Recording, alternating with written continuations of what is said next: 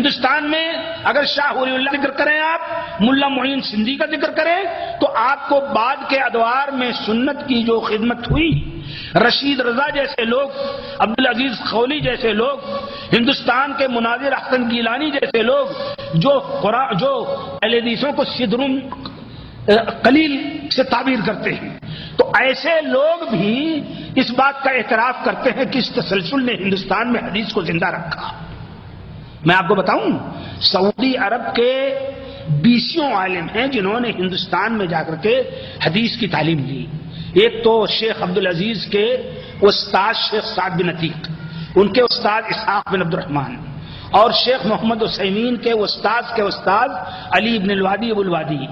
جنوب یعنی جیزان وغیرہ کے مصلح کبیر جو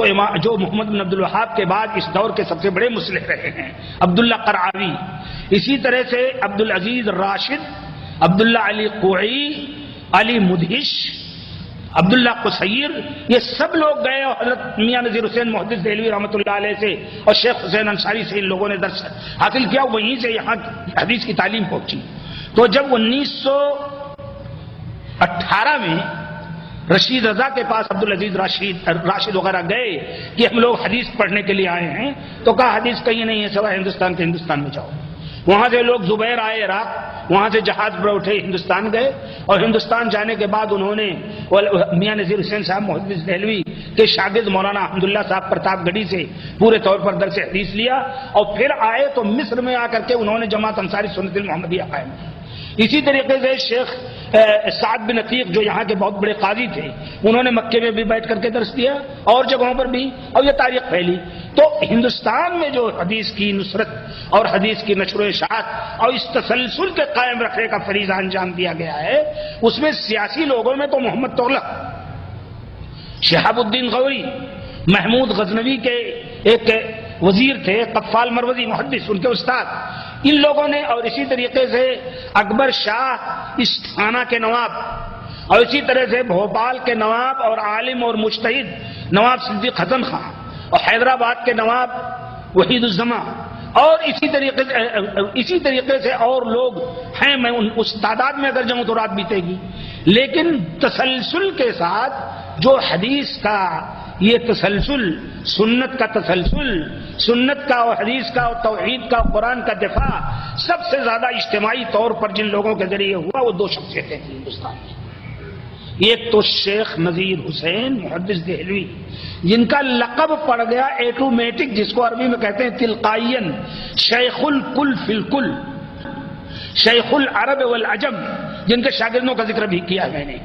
تمام چیزوں میں حدیث، تفسیر، فقہ، یعنی فقہ میں سر سید احمد خان لکھتے ہیں میاں نذیر حسین محدث دہلوی کے بارے میں کہ ان کو فقہ حنفی کی جزیات پر جتنا عبور تھا کسی عالم کو عبور نہیں تھا۔ یہی صورت مولانا عبدالجلیل سامرودی رحمۃ اللہ علیہ کی تھی اپنے دور میں، جتنا زیادہ جزیات پر ان کو عبور تھا مفتی کفایت اللہ صاحب رحمۃ اللہ علیہ تک کو عبور نہیں تھا۔ تو یہ آ کر کے خدمت میں سمٹ گئی 2 شخصیتوں میں، ایک تو میاں نذیر حسین محدث دہلوی جن کی پیدائش ہوئی 1220 میں اور وفات ہوئی 1320 میں، یا پیدائش ہوئی ان کی 1808 میں اور وفات ہوئی 1901 میں، اور یا شیخ حسین ابن محسن الانصاری الحدیدی الامانی جو حدیدہ صنعاء کے تھے، نواب صاحب آئے تھے، ان کا جہاز خراب ہو گیا تو وہ حدیدہ میں اترے، وہاں کی کتابیں نقل کی، شیخ حسین بن محسن الانصاری محدث کو لے گئے، ان کی پیدائش، ان کی وفات وہاں 1327 میں ہوئی۔ میاں نذیر حسین محدث دہلوی کے شاگرد اور ان کی تربیت کا یہ کمال تھا کہ آج تک 1320 میں ان کی وفات ہوئی، یعنی 1901 میں، آج تک ان کو کوئی بھلا نہیں سکا۔ انہی کے شاگردوں نے صحیح بخاری، صحیح مسلم، سنن نسائی، سنن ابن ماجہ، ان ساری چیزوں کا ترجمہ کیا۔ اور سن لیجئے ان کی وفات کو کتنے دن ہوئے آپ سمجھ گئے؟ اس وقت 1425 ہے نا، 1320 میں وفات ہوئی تو 105 سال تو انہی کو ہو گئے، اور 70 سال وہ درس دیا انہوں نے، تو 75 اور 5 80، 180 سال وہ ہو گئے۔ اور اس کے پہلے شاہ اسماعیل اور ان کے دادا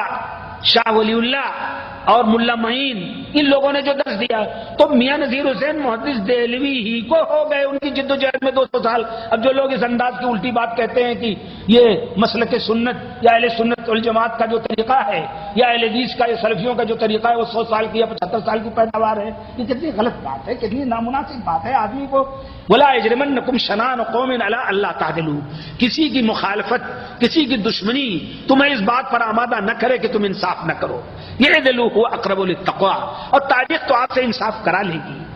تاریخ آپ کی باتوں کو نہیں مانے گی۔ تاریخ عجیب ہے، یہ اتنی ظالم چیز ہے اور اتنی منصف چیز ہے کہ رفتہ رفتہ پورے طور پر سب آ جائے گی اور سب کو اقرار کرنا پڑے گا۔ تو میاں نذیر حسین محدث دہلوی رحمۃ اللہ علیہ کے بعد ان کے شاگردوں میں ایک تھے علامہ ابو محمد ابراہیم آروی، جنہوں نے سب سے پہلے اقامتی درسگاہیں ہاسٹل والی قائم کی آرا میں، اور جب دارالعلوم ندوۃ العلماء کی بنیاد رکھنے کا معاملہ آیا تو انشاء اللہ خان انشاء جو اس دور کے بڑے ادیب تھے، انہوں نے کھل کر کہا کہ دارالعلوم ندوۃ العلماء کی کوئی ضرورت نہیں، علامہ محمد ابراہیم آروی کا مدرسہ احمدیہ آرا کافی ہے پورے ہندوستان میں۔ اسی طریقے سے قاضی سلیمان منصور پوری رحمۃ اللہ علیہ، جب علامہ شبلی نعمانی نے سیرت النبی لکھنا چاہا تو علماء نے کھڑے ہو کر کے کہا کہ علامہ شبلی نعمانی آپ کو کوئی ضرورت نہیں ہے سیرت رسول لکھنے کی۔ سیرت رسول قاضی سلیمان منصور پوری نے لکھی، 1930 میں وفات ہوئی۔ میاں صاحب کے وہ بھی شاگرد تھے، اور وہ کتاب کافی و وافی ہے اردو میں، اور یہ حقیقت ہے آج تک سیرت رسول پر رحمت للعالمین سے اچھی کتاب نہیں لکھی گئی ہے۔ آپ لوگ اردو میں، انگریزی میں، عربی میں، تینوں میں پڑھ سکتے ہیں اس کو۔ تو میاں نذیر حسین محدث دہلوی کے شاگردوں میں سب سے پہلے شاگردوں میں امام عبداللہ غزنوی، علامہ ابو محمد ابراہیم آروی، اسی طریقے سے علامہ عین الحق پھلواروی، اسی طریقے سے علامہ عبدالعزیز رحیم آبادی، علامہ عبد المنان محدث وزیر آبادی۔ ان لوگوں نے جگہ جگہ بیٹھ کر ادارے قائم کیے اور طلباء کو حدیث اور قرآن کا درس دیا، اور پھر ان کے شاگردوں کا سلسلہ پھیلا جو پورے ہندوستان میں، نیپال میں، بنگلہ دیش میں، برما میں، انڈونیشیا میں، آپ کو معلوم نہیں ہے، یہ آپ کے مدینے میں جو دارالحدیث ہے، یہ آ کر کے میاں نذیر حسین صاحب محدث دہلوی کے ایک شاگرد تھے مولانا احمد دہلوی، انہوں نے یہاں دارالحدیث کھولا۔ آج بھی سب سے بڑا ایک ادارہ ہے۔ اسی طرح دارالحدیث جو اجیاد میں وہاں مکے میں ہے، یہ بھی ان کے شاگردوں نے آ کر کے کھولا۔ بعد میں محمد بن عبدالرزاق وغیرہ نے اس کی محنت کی۔ یہاں سے لوگ گئے کہ 4 پریش تھے ان کے پاس، نواب صدیق حسن خان کے پاس، جو شب و روز حدیث اور تفسیر کی نشر و اشاعت کا کام کرتے تھے۔ 332 کتابیں خود انہوں نے لکھی، گھروں میں بھیجتے تھے۔ جو آدمی بلوغ المرام زبانی یاد کر لے اس کو 30 روپے کا وظیفہ ہمیشہ کے لیے جاری کرتے تھے۔ 30 روپے اس دور کا جانتے ہیں کیا ہوگا؟ 1307 میں ان کی وفات ہوئی، 1892 میں 30 روپے اس وقت کیا ہوگا؟ جو مشکات یاد کر لے اس کو 50 روپے، اور جو صحیح بخاری یاد کر لے اس کو 100 روپے، اور اس کے علاوہ یکجا منافع جو مولانا عبدالوہاب نابینا دہلی وغیرہ نے سب کیا تھا۔ تو یہ لوگ پورے طور پر ناصر الحدیث اگر ہندوستان میں کسی کا لقب دیا جا سکتا ہے ایمانداری کے ساتھ، بغیر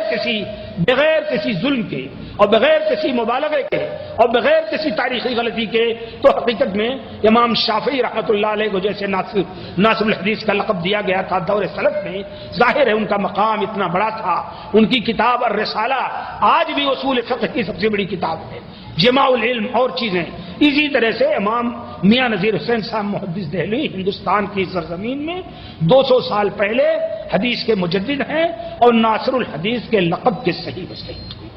مبالغے کے بغیر۔ اللہ تعالی ہم سب کو کہنے سے زیادہ کرنے کی توفیق دے۔ آمین۔